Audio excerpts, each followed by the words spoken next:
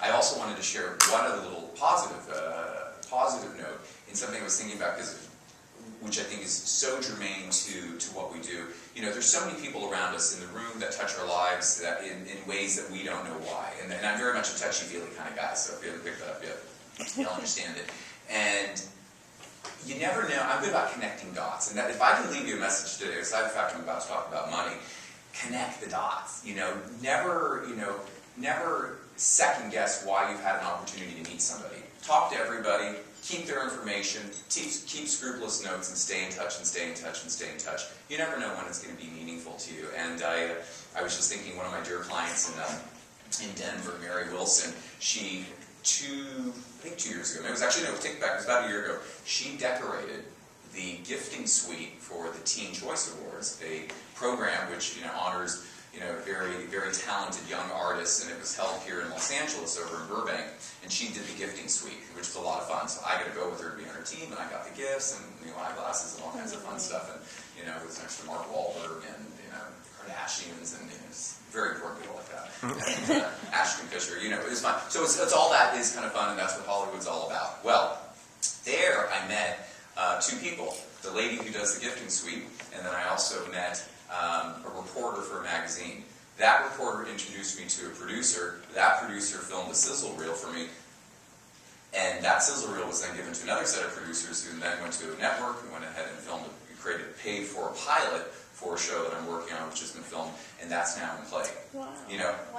Connecting the dots. So yeah, we shall see. Maybe next year. But if not, this is my stage for now, right? This is what I'll have to do until I get to TV. And then when I get on TV, David, I want to come back. Okay? So, 2013-14 conference. We'll see which one. And I met someone else, and as mentioned, Karen Wood, who actually does the gifting suite. She and I became friends, and I talked about the fact that I was in a relationship, and she gave me some very constructive advice, which I'm not going to say in front of a very large group, but suffice to say, I listened to it and practiced it for a year. Ended up meeting somebody because I was in the right frame of mind, because this lady shared some really good information with me, and now I'm in a relationship. So I feel very grateful. Once again, connecting the dots and just meeting people and being open to talking. So that being said, that's my free advice for you today. Now, deciding what you're worth and charging it. There's so much to talk about. You have your outline. You can take a look at it. If I miss something, bring it to my attention. But I'm back up. I'll tell you where I'm going to go something. David mentioned that I have other businesses. Well, one of the businesses that I created is something called iMatch Designers. He said it was innovative. It's not innovative. It's pretty simple. I look for projects and I match up the design talent to it. Maybe it's innovative in the sense that I don't think there's a lot of agents for the design industry out there, but I represent interior designers, architects, landscape, lighting, and construction. We look for projects. We try to put the talent together. I do get involved and negotiate the deals. That is my expertise, and perhaps I think in that respect it is innovative. It's not a website where there's proliferation of websites out there that will take your images as images, put them up there, people find you, and maybe they call you, maybe they put it together. We actually handhold, we make the introduction, walk through the process, and try to close the deal. I guess one of the things that David wanted me to convey to you, I've done a lot of negotiation, I've done a lot of pitching, and we failed a lot. We did a lot of deals we just didn't get. Much like you, it doesn't always happen, and it's painful, and I hate to lose, but I've learned a lot. And it's that information. So in the last year, I also spent a lot of money too, and I'll candidly tell you, I invested about $250,000 into this business, into the marketing, from print advertising to pay-per-click advertising to paying for a publicist to social media, naturally, networking organizations, $5,000 a year annual fee membership organization type stuff, lots of flying around, New York, Los Angeles, London kind of thing. So I really put a lot of money into it to get these leads, and then these leads came in. So one, I learned about the marketing. Two, and mostly because it failed, not because I was uber successful. So I don't want to stand up here and be pretentious and say, oh yeah, this is easy, because it's not easy. It's really hard. And then the second part about it, which was really kind of my favorite part, is the negotiation part. Win or lose, I still was involved in the bidding process, getting my people to the table, keeping them in the running, and then getting a proposal, talking numbers, and trying to make it work. So that did that 50 times. And and from residential and commercial deals, restaurants, a couple of things. It was interesting, and I learned a lot from that. That's the information that I pumped into the outline. So the first thing I wanted to convey to you, which is so important, set aside a very significant portion of your budget, as much as you can, for photography. If you cannot convey your work, I guarantee you, they're not going to want to talk to you. They're certainly not going to reach out to you. And take my word as an agent for somebody who says, you know what, Cheryl Smith is perfect designer for you. They'll go, great, Lloyd, let's see her pictures. So without Cheryl's pictures, with minor exception, and I would say minor exception, I'm going to say 18 out of 20.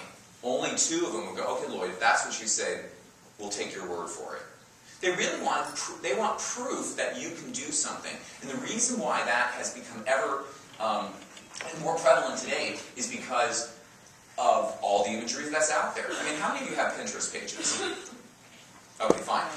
Or Facebook, or Google Plus, or LinkedIn. You do all these things, and and interesting how many designers are now saying, "Oh, I don't use my website; I'm using my Facebook." I'm not sure how I feel about that yet, so my jury is still out on that one. But we obviously have multiple tools that we can embrace to show our work. I was in a bid for a multi-million-dollar project, which is still in play right here in Southern California, and this young fashion designer, she's about 30, a lot of money, because we're talking about a brand new 360, but 340-degree, mountaintop, hill where we're tearing down a house and putting up a new one, and she wanted something very contemporary. Well, she whipped out her iPad and was showing her Pinterest page, and actually we were on the phone at one point, and she told me how to find her, and I found her, and we pulled it up, and she said, I want it to look like this, this, this, this, this, these are the images, this is exactly what I want. And I go, well, then I'm going to give you Dean, and I'm going to give you Amanda, and I'm going to give you John, architect, interior designer, landscape, these are the 3 people. And that wasn't enough. She wasn't convinced. She's like, no, I want that image. So she actually went to that architect, and interesting enough, she's also currently interviewing Jeff Lewis, and said, that isn't going to happen.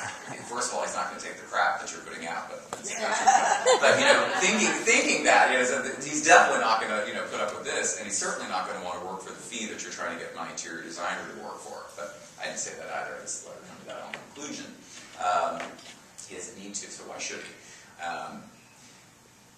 It was blown away, but because she could find it. Point being is she found proof already of what she wanted. So if I can't demonstrate it to her, then I'm not going to be able to convince her of it. Price, we might be able to deal with that at some point. Yes, there are other factors. It's not black and white. But here's my point. Get the best photography you can get. Do it. Do it. Spend it. Don't be cheap about it. $1,000, $1,500, $2,000 a day, whatever photographer it is. If you're targeting a specific magazine, ask them who their photographers are. Use one of those. Try somebody new. It's worth it in the long run because the entire marketing machine and mechanism is built on photography.